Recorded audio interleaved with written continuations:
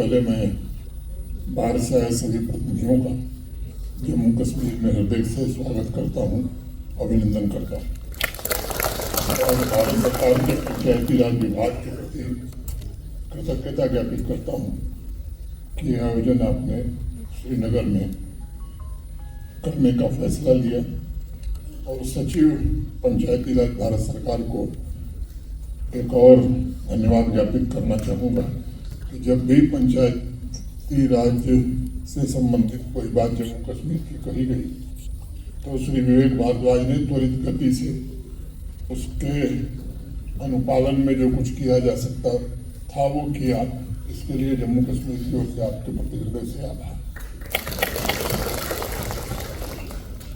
मुझे लगता है कि पंचायत नेतृत्व वाली सेवाओं की सीमलेस डिलीवरी शासन व्यवस्था का बहुत ही महत्वपूर्ण अंग है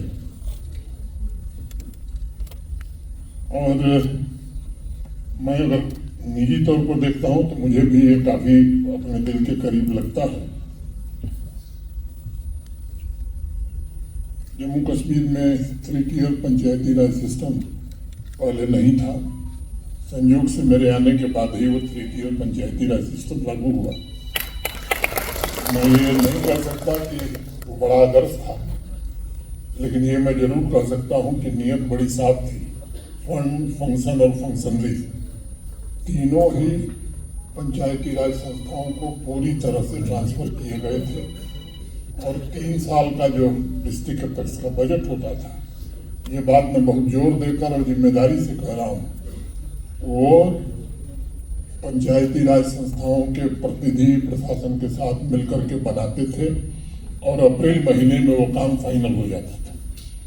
इसके कारण मैं ये जानता हूँ कि ग्रामीण इलाकों में ढेर सारे ऐसे काम हुए।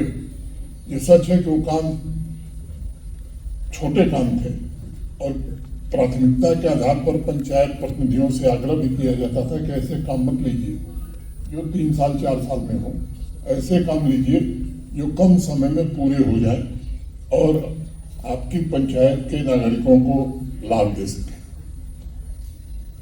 डिजिटल बुनियादी ढांचा और इलेक्ट्रॉनिक सर्विस डिलीवरी, जब मैं आया था जम्मू में तो कुल 35 सेवाएं हम दे पा रहे थे।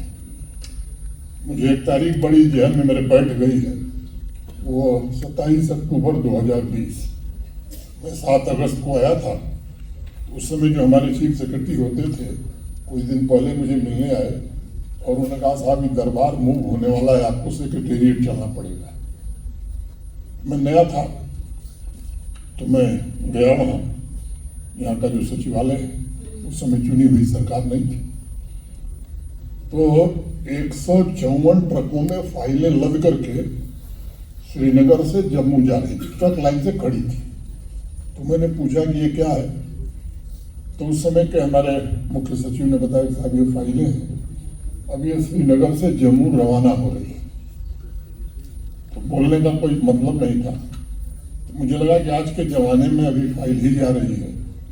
फिर जब मई में हम लोग आए तो फिर कोई ट्रक फाइल लेकर के यहाँ वापस नहीं आई।